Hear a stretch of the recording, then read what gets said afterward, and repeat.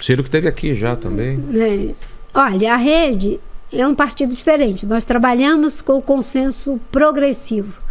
No campo dos partidos tradicionais da esquerda tradicional, você tem um centralismo democrático, que é a forma do processo decisório desses partidos, em que verticalmente se toma uma decisão e todos seguem a decisão que democraticamente foi debatida e aprovada. No caso da Rede, quando se trata de questões que não ferem as cláusulas pétreas do partido, nós trabalhamos para chegar a um consenso. Quando isso não é possível, você, se tiver que fazer a votação, você vota, mas é permitido que aquele que tem uma posição diferente possa defender a sua posição. E se ele é um parlamentar, ele pode votar de acordo com a sua convicção. Então, no caso da Rede, o caminho que está se desenhando, a Heloísa Helena é a nossa porta-voz, que a Rede não tem presidente, a Rede tem porta-voz, um homem, uma mulher, um mais jovem, um mais experiente. No caso, a Elo, minha amiga, é experiente, o Wesley é o mais jovem, né? Ela é bem mais jovem do que eu. No caso da Rede, o que está se encaminhando é para fazer uma liberação na Rede, não é? Quem apoia Ciro Gomes no campo democrático popular, quem apoia Ciro Gomes, e tem os que apoiam Lula, como é o caso já declarado do nosso brilhante senador Randolfo Rodrigues, que teve aqui também. Isso, que já manifesta a sua posição favorável à campanha do presidente Lula.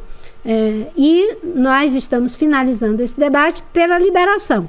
A Federação Rede-PSOL, como o PSOL tem 60%, né, da federação, porque, enfim, proporcionalmente sua votação, número de parlamentares e uma série de fatores que faz com que eles tenham uma maioria real e legítima dentro da federação, a Rede terá 40%. A decisão do PSOL, majoritariamente, é de que a federação, e junto com algumas pessoas que já se declaram, como é o caso do senador Randolfo Rodrigues, a federação apoiará oficialmente o presidente Lula.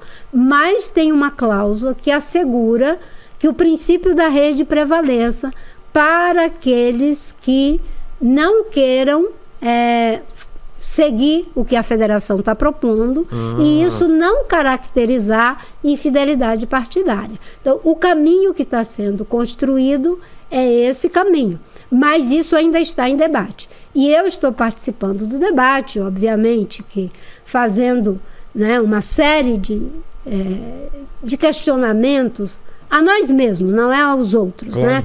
Porque depois de tantos anos de reconquista da democracia, tantos anos de PT e PSDB no governo, por que que o que vem é o Bolsonaro? Se a gente não se interpelar sobre isso, a gente vai acabar fazendo um esforço que é só de derrotar o Bolsonaro e não o bolsonarismo. Porque hoje, mais do que derrotar Bolsonaro, é preciso derrotar também o bolsonarismo.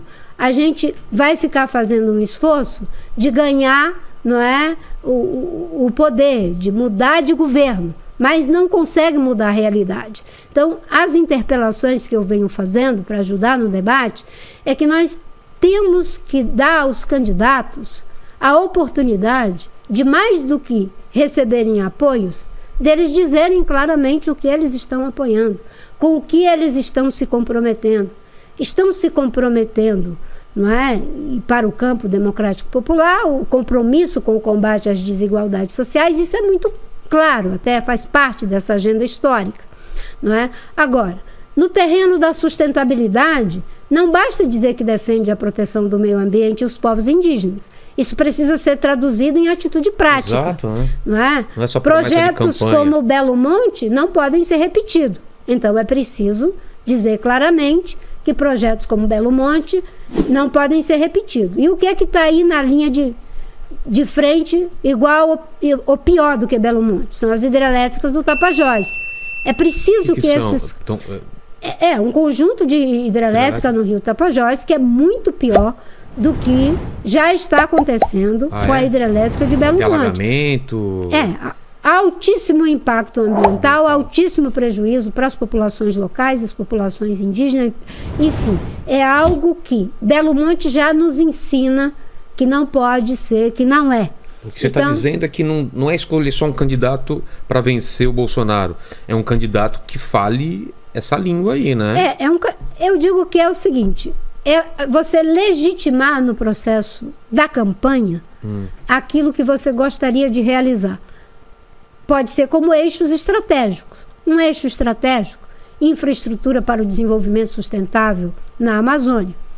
Desmatamento zero, a gente até pode conseguir, mas se não vem uma série de outras políticas estruturantes, vai gerar pobreza, vai gerar ordenamento territorial e fundiário, infraestrutura para o desenvolvimento sustentável, não é? Uma agricultura que seja de base sustentável, manejo florestal sustentável, bioeconomia, uma série de coisas.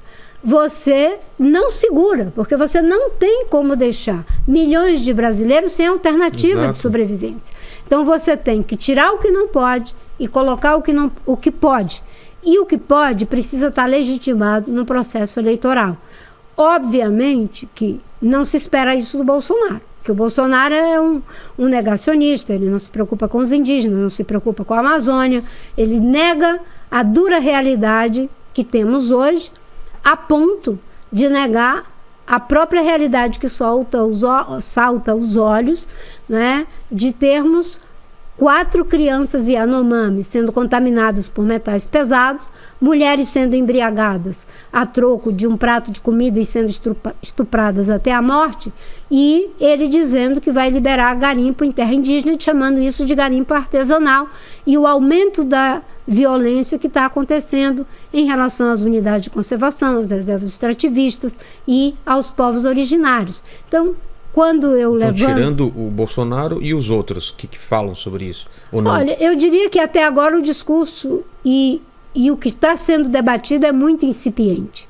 Porque, infelizmente, né, o acúmulo da agenda socioambiental, do desenvolvimento sustentável, ela não é algo que originariamente foi produzida dentro dos partidos. Entendi. Né? Eles têm um acúmulo voltado para questões econômicas, questões Verde, sociais. Né? O Partido Verde, em parte, porque o Partido Verde vem muito da tradição da luta ambiental lato sensu. Mas eu acho que ainda precisa se ressignificar na direção do desenvolvimento sustentável. É um esforço que, inclusive, quando eu era do PV, tentei fazer e que acredito que é uma agenda que está posta para eles hoje como um grande desafio. Entendi. Não é? Fazer, digamos, essa transição. No caso dos demais partidos, eles não têm esse acúmulo. Esse acúmulo ele está na academia, ele está em boa parte de servidores públicos e instituições públicas sérias e competentes, a exemplo de Ricardo Galvão, por exemplo, e tantos outros. Ele está nos movimentos sociais, você tem organizações como o MAP Bioma, o Observatório do Clima, o Instituto Socioambiental, o Amazon, o IPAM, as organizações dos povos indígenas, a PIB, COIAB, uma série de organizações da sociedade brasileira e instituições que têm um grande acúmulo das respostas para como fazer a transição de um modelo insustentável para um modelo sustentável, de um mundo que está hoje com a ameaça da mudança climática para uma transição para uma economia e um modelo de desenvolvimento que combata desigualdades sociais, que promova, enfim, melhoria da qualidade de vida das pessoas e, ao mesmo tempo, enfrente o problema da perda de biodiversidade e da mudança climática que pode destruir a vida no planeta. E enfrente o problema de desmatamento e todas essas questões que estão aí postas. Esse acúmulo está na sociedade.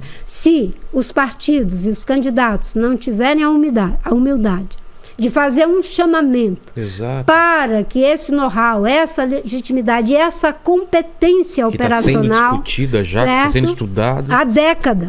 Há décadas. Isso está pronto. Está pronto na visão, está pronto no processo e está pronto como formulação e até algumas estruturas. O sucesso que nós tivemos com o Plano de Prevenção e Controle do Desmatamento foi transformar em política pública aquilo que a sociedade já vinha fazendo de forma pontual. Nós demos escala para o que a academia, para que os movimentos sociais vinham dizendo que era preciso ser feito. Entendi.